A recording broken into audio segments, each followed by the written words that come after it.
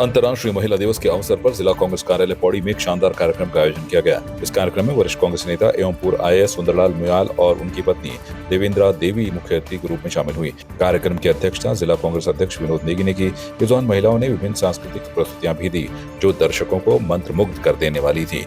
कार्यक्रम में कांग्रेस पार्टी ने सामाजिक क्षेत्र में योगदान देने वाली और वरिष्ठ महिलाओं को सम्मानित किया। इन महिलाओं ने समाज में अपने कार्यों से एक नई दिशा दी है और महिलाओं के सशक्तिकरण की दिशा में महत्वपूर्ण भूमिका निभाई है। इस आयोजन ने महिलाओं की शक्ति और उनके योगदान को सराहा और समाज में उनकी भूमिका को और मजबूत बनाने का संदेश दिया। देखिए, आज अंतर्राष्ट्रीय महिला दिवस है। इस अवसर पर मैं प्रदेश की समस्त महिलाओं बहनों को अपनी शुभकामनाएं देता हूं, बधाई देना चाहता हूं। ये महिला दिवस प्रथम विश्व युद्ध के समय से आरंभ हुआ था और तब महिलाओं के अधिकारों की बात होती थी। आज महिलाएं इतनी सक्षम हैं कि खुद अपने अधिकार ले सकती हैं और अपने अधिकारों के बारे में सोच सकती हैं। अब देखिए कि पुराने ज़माने में महिलाओं केवल शिक्षा में और चिकित्सा स्वास्थ्य तक ही सीमित रहती थी। आज महिलाएं हर क्षेत्र में हैं। IAS, IPS, जिला कलेक्टर बनी हुई हैं, पुलिस अधीक्षक बनी हुई हैं और तमाम देश की विभिन्न सेवाओं में महिलाएं हवाई जहाज़ उड़ा रही हैं, फाइटर चला रही हैं, रेलवे में ड्राइवर हैं, बसों में ड्राइवर हैं, टैक्सी चला रही हैं। सब काम महिलाएं कर रही हैं। किसी भी क्षेत्र में महिलाएं पीछे नहीं हैं। मैं महिलाओं की इतनी भागीदारी और इतने जो उनमें कॉन्फिडेंस डेवलप हुआ है, इसके लिए मैं स्वर्गीय राजीव गांधी जी को विशेष धन्यवाद और देना चाहता हूं और श्रद्धांजलि भी अर्पित करना चाहता हूं उनको कि उन्होंने सारे देश की महिलाओं के अधिकार दिए हैं।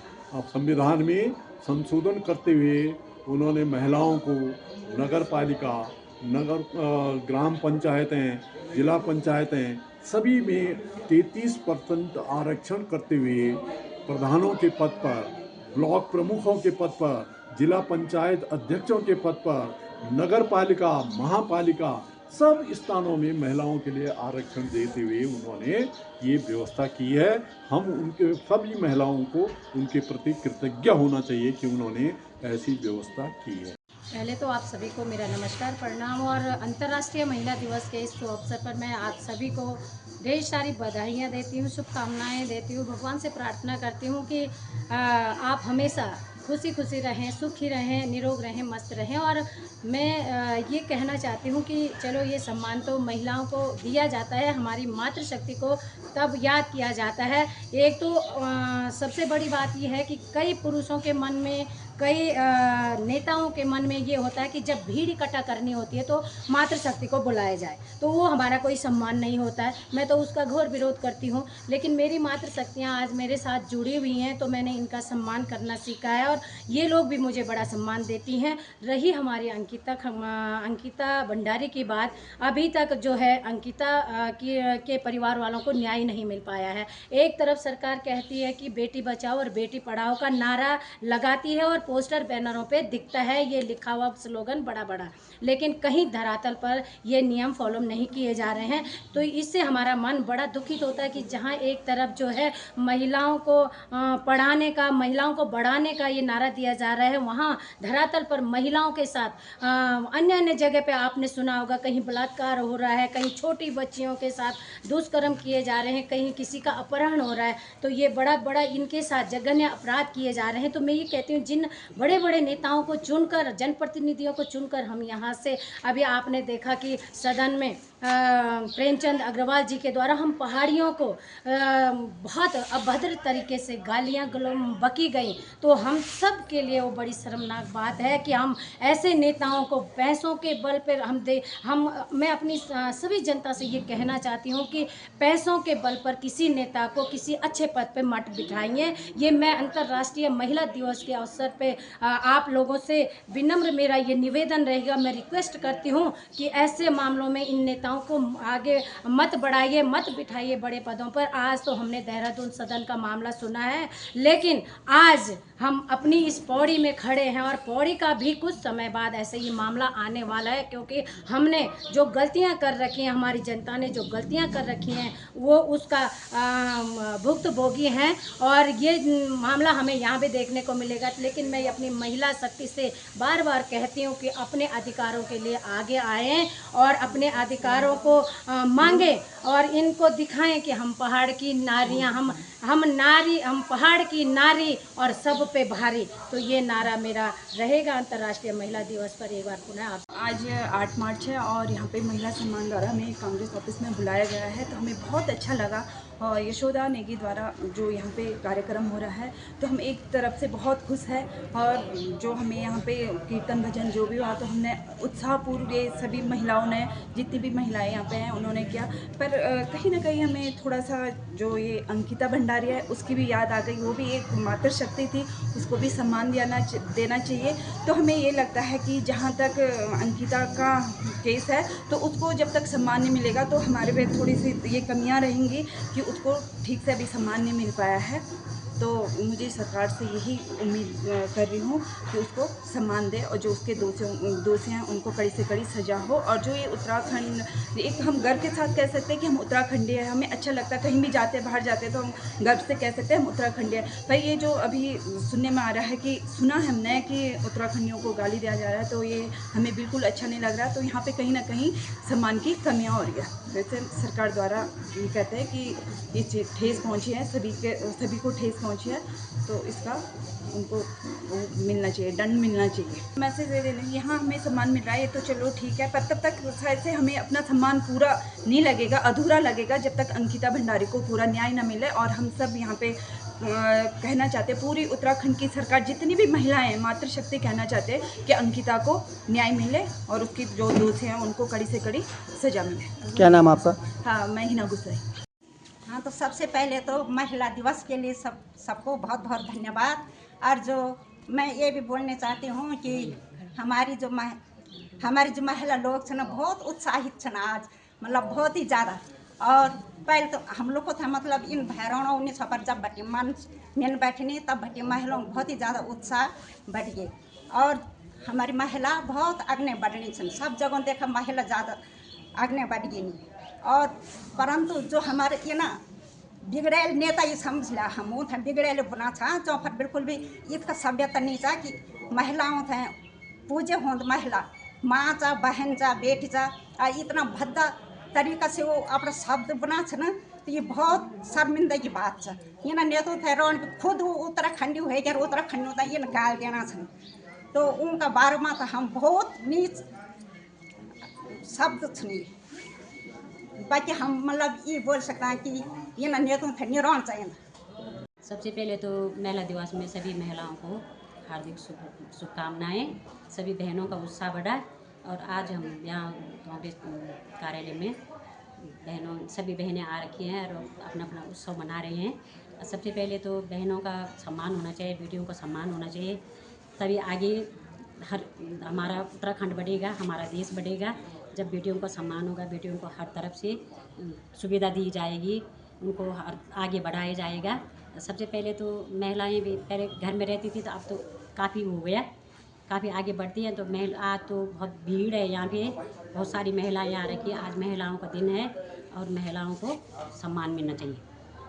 बहुत बहुत धन्यवाद हमारे तिरपाबड़ी सरकार को, मतलब हमारा प्रदेशों को जो मतलब महिलाओं थे आगे बढ़ाई और महिलाओं थे ये कि बहुत पिछले रान छा पहले अपने मतलब कार्यभार करने रान छा घर में, लेकिन जब बटी हमारे यूँ महिलाओं थे मंच में बैठी नहीं, तब बटी महिलाएं बहुत आगे हैं और अपने मतलब जो हमारे पुराने रीति रिवाज हो, अपनी धोती, अपनी पौछी, अपनी गोलाबंद, अपनी नथ, अपनी झुमकी, मांग टिकिया पहनी खड़ा कि सब मतलब बहुत उत्साह से प्रोग्राम दिन और मतलब हर जगह में जाने।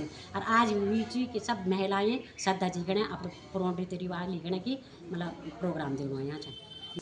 हाँ जी, वो जो मतलब हम थे गाली देने, हमारा गढ़वाल थे, हमारा उत्तराखंड थे गाली देनी, वो हमारे सब महिलाओं को बहुत विरोध थी और इन इंसान थे हमारे क्या हुए महाराणे पद मिलने चाहिए, हम मतलब पदों बटे हटाना चाहिए।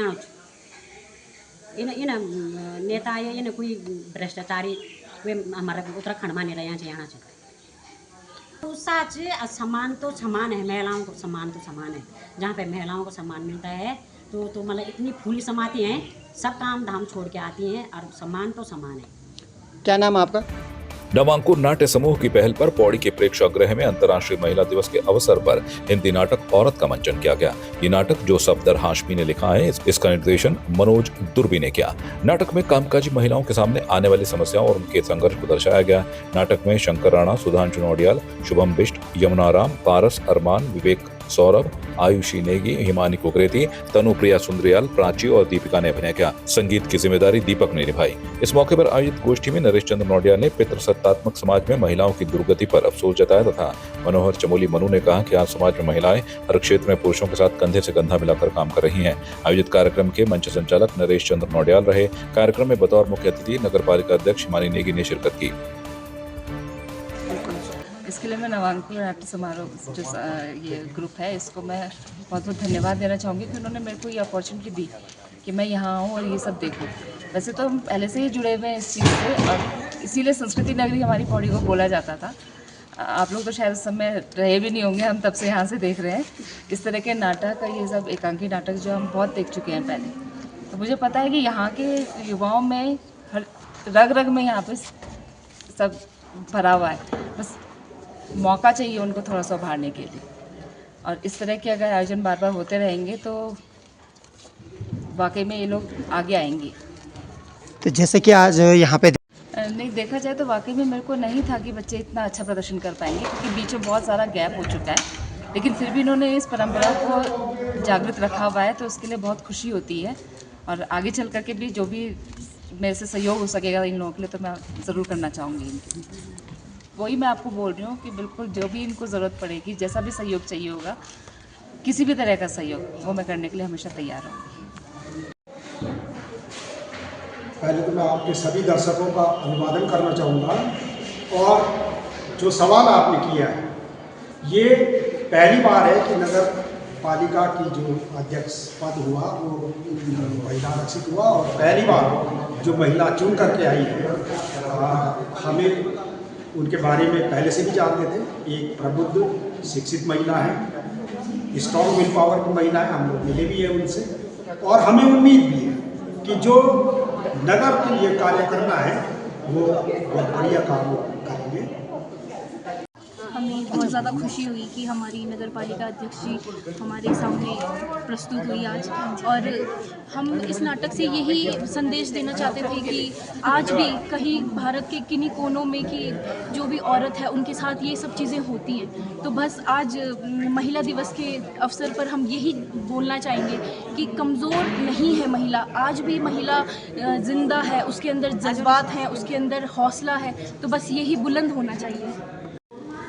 हमारे दिल में पीड़ा इसलिए उठी है क्योंकि हमारी यहाँ की दीदी के साथ इतना बुरा सलूक हुआ है, और हमने बहुत कोशिशें की हैं कि उन्हें न्याय मिले, बट पता नहीं किस कारण से उन्हें न्याय नहीं मिल पा रहा है। तो हमारी सबसे यही गुजारिश है कि उन्हें भी न्याय मिले, और एक बेटी के लिए सबसे पहला जो कर्तव्य है वो कर्तव्य ये है कि वो अपने घर वालों का नाम रोशन करे, और नाम रोशन करने के लिए उसे बाहर लाना पड़ेगा, क्योंकि अभी हमारे जो शहर है वो इतना डेवलप नहीं हो पाया है कि हम लोग यहाँ पर अच्छी जो है एजुकेशन या फिर अच्छी मतलब बहुत बड़ी चीज़ें नहीं ले सकते हैं। उसके लिए हमें बाहर जाना पड़ेगा, और बाहर जाकर अगर हमारे साथ यह सलूक होता है तो हमारे घर वालों के ऊपर कितनी बड़ा पीड़ा आएगी। जी, आने वाले समय में हम यही चाहते हैं कि किसी और बेटी के साथ ये घटना ना हो, ताकि हमारे दिलों से ये डर चले जाए कि अपनी बेटी को हमें बाहर नहीं भेजना है।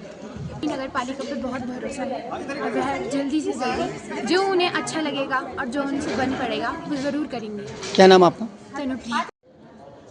ये नाट्य संस्था पिछले 20-25 साल से यहाँ पे नाटक कर रही है, और एक अच्छा संदेश ये गया कि महिलाओं को भी संघर्ष करना पड़ेगा, बेरोजगारी के खिलाफ, महंगाई के खिलाफ उनको आना पड़ेगा। जब तक वो सड़कों पे नहीं आएगी, 5 किलो अनाज से जो है सब किसी का पेट नहीं भरेगा। ये संदेश कारण से हमने सम्मानित किया कि पहली बार इस शहर में कोई महिला अध्यक्ष बनी है, और हम यह आशा करते हैं कि नगर में जो है ऐसी गतिविधियों को बढ़ावा देंगे। नहीं, चुनाव में तो चलता है, क्योंकि चुनाव जो है उसमें कई प्रकार की बातें चलती हैं, होता है। तो जब चुनाव खत्म हो जाता है वो चीज़ें खत्म हो जानी चाहिए। तो अभी इसके बाद दिखाई देगा कि वो क्या क्या काम करती है। हाँ, हमें ज़्यादा खुश है अध्यक्ष से हम बहुत ज़्यादा खुश हैं। अध्यक्ष साहब हमारी है ये, ठीक है, हम उनके उस प्रति बहुत अच्छा और बहुत ही संघर्ष करें देंगे उनके लिए समय, जिस समय जैसे उन्होंने नाटक किया है हमेशा उनके साथ रहेंगे जी। पिथौरागढ़ पुलिस ने एक व्यक्ति को 21.31 ग्राम हेरोइन के साथ गिरफ्तार किया। पुलिस और एसओजी की टीम ने चेकिंग के दौरान रजत सिंह बिष्ट के कब्जे से हेरोइन बरामद की। पुलिस ने तुरंत कार्रवाई करते हुए अभियुक्त को गिरफ्तार किया और उसके खिलाफ कोतवाली पिथौरागढ़ में मामला दर्ज किया। बरामद हेरोइन की कीमत लगभग 6,40,000 रुपए आंकी गई है, जो अवैध ड्रग्स के कारोबार को रोकने के लिए पुलिस की ओर से महत्वपूर्ण कदम साबित हुआ है। पुलिस प्रशासन ने इसे बड़ी सफलता मानते हुए ड्रग्स के खिलाफ अपनी मुहिम को और तेज करने का संकल्प लिया है। आगामी त्योहारी सीजन के दृष्टिगत जनपद में विभिन्न जगहों पर सघन चेकिंग अभियान चलाया जा रहा था। इसी क्रम में कोतवाली क्षेत्रांतर्गत एजोली चौकी क्षेत्रांतर्गत एसओजी व थाना पुलिस की संयुक्त टीम द्वारा संदिग्धों व वाहनों की चेकिंग की जा रही थी।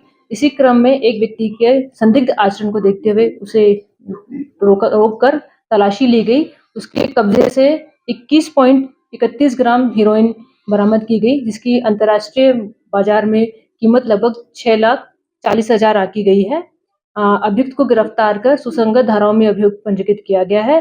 साथ ही अभियुक्त के आपराधिक इतिहास के बारे में भी जानकारी प्राप्त की जा रही है। इस प्रकार नशे के सौदागरों पर प्रहार करते हुए जनपद पुलिस ड्रग फ्री देवभूमि मिशन 2025 को सार्थक करने के लिए प्रतिबद्ध है।